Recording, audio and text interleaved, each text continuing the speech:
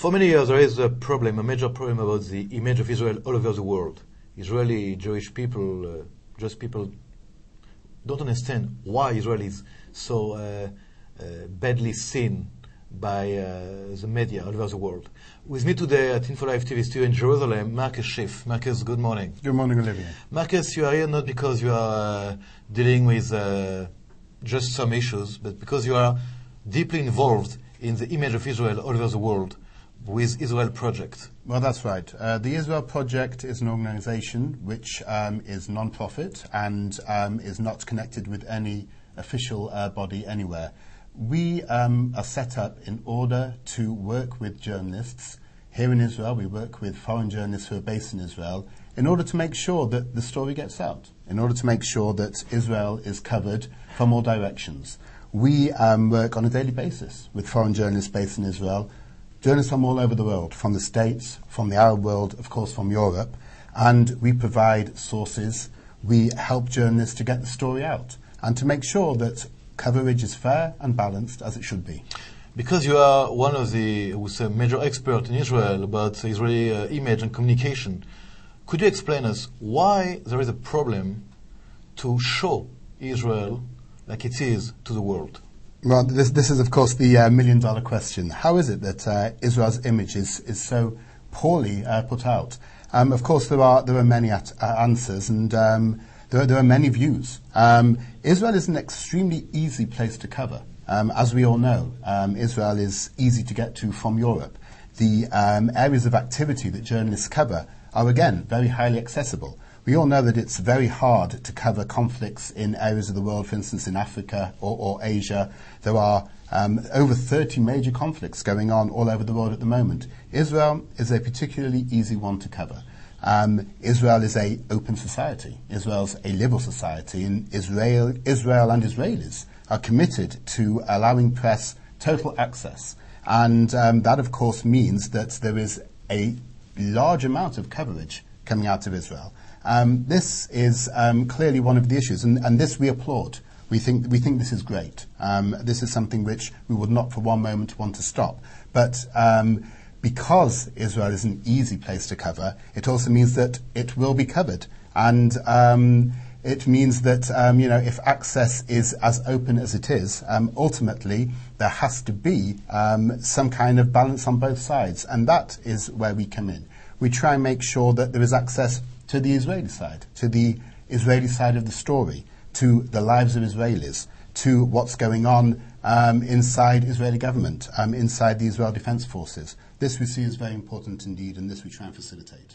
The idea is nice. The idea is great. The idea is even, I would say, idyllic. But can you really measure your impact, your influence on the result on the ground? Well, yes, we believe we can. We work with individual journalists and we see their output, be it broadcast or in newspapers. So, we can clearly measure that. When we take journalists up on a helicopter, as we do actually twice a week, to see the fence, and to see that actually 95% of that is a fence, is not a wall.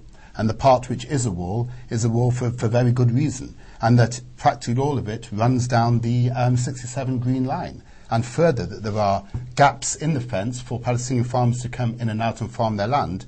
This is a visual experience which is extraordinarily important. Now, when journalists see that and they write or report about that, that is something we can measure, and we do measure. And we know that incidents of talking about a fictional apartheid wall goes down drastically when journalists have been able to see it from the air with us as their guides. Doing it with foreign journalists, it still means that you depend on the foreign coverage in order to show your own reality. What is the idea, when you think about the idea to make an international Israeli broadcast? Well, I think that would be, of course, a wonderful thing. I think that Israel is portrayed, apart from anything else, in so many ways as just an area of conflict. And I think there is so much more to portray about this vibrant, this Western, this cosmopolitan part of the world. And I think a network which was going to report about, if you like, beyond the conflict, as well as the conflict itself, I think that would be a wonderful thing. I also think that, yes, again, a perspective which is not, as you say, a foreign perspective, but a perspective which comes from Israel can only be a good thing. I believe that once Israelis start broadcasting from Israel about Israel, this is about as first-hand as you can get in terms of understanding what's going on here. Do you see some improvement in the coverage in last years, or you think it's something getting bad and worse? I think there is an improvement, only insofar as, firstly, journalists understand that there is a need to report in a fair and balanced manner. Of course, most journalists, I would say practically all journalists know this, and practically all journalists do this. But there are journalists who have in the past broadcasted from Israel in a way which isn't fair and isn't balanced. And I think it's getting harder and harder to do that. And I think that is, of course, a good thing, because that's all we want. We want fair, balanced reporting coming out of this region. Could you tell us who are the people with you, behind you, with you, working with you? Well, of course, we have in the Israel office a staff which includes people in research. We do a lot of research on current events, and we make sure that when an incident happens, that material is available for journalists. We have material which is sourced. We have contacts for journalists. And we help them to get the story out. And that's our research side of the operation. Mm-hmm. We have an events section. We do work with Israeli institutions like the Foreign Ministry, the Prime Minister's Office, of course, and we facilitate them getting their position out to the foreign press. And a communications department working directly with the journalists. And as I say, our helicopter tours, in helicopter as we call it, and any help we can be to journalists, helping them to cover this region. Mm-hmm. In Washington, we have a larger office. The work there is very much parallel to the work we do here. They work with US journalists covering Israel. And we also do have representation in Europe. In Europe? Yes. Where in Europe? We have a representation in the UK, somebody in Vienna. And that's an operation which is growing.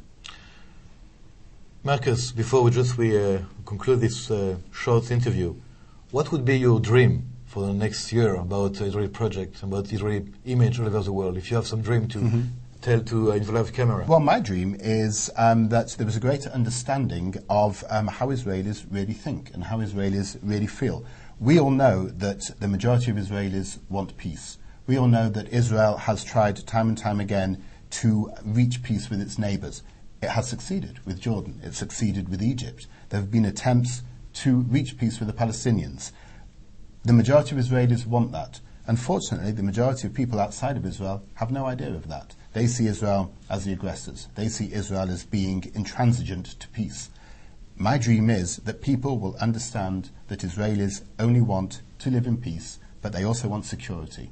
And that if these two things go hand in hand, we might see a situation where that might happen. And that's actually my ultimate dream. I love your dream, and I wish you good luck for you and your team and your staff and the Israel project for the State of Israel. Thank you very much, Marcus. Thank you, Olivier. Thank you very much.